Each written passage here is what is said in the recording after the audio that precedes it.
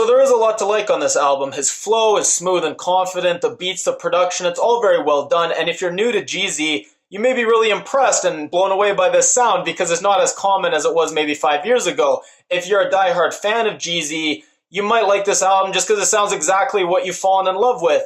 But if you were expecting anything new for him to push in any kind of new directions or really take any risks, you're going to be disappointed.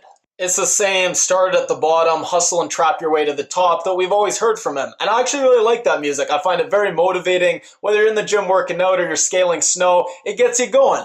And the album is very catchy, not in terms of choruses or particular songs, but most songs, you just kind of feel yourself bumping to them, much more than other albums, I find.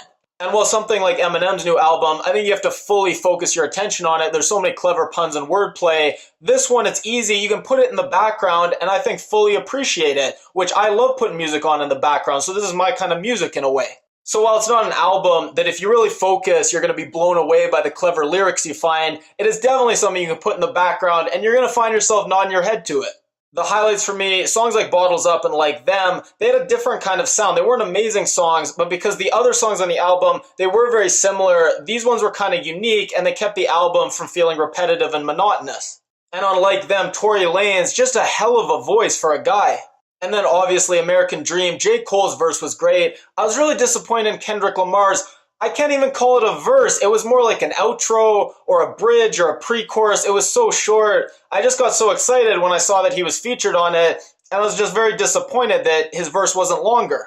And I will say Payroll Giovanni, I've never heard of him, but I thought he killed it on his verse. He was a surprise standout on the album for me. If you like my review, please give it a thumbs up. If you haven't already, you can click my face at the end of the video to subscribe. If you leave a comment, let me know what you thought about the album, any other albums you'd like me to review, or any other feedback on my reviews in general, definitely drop a comment and I'll read it and reply.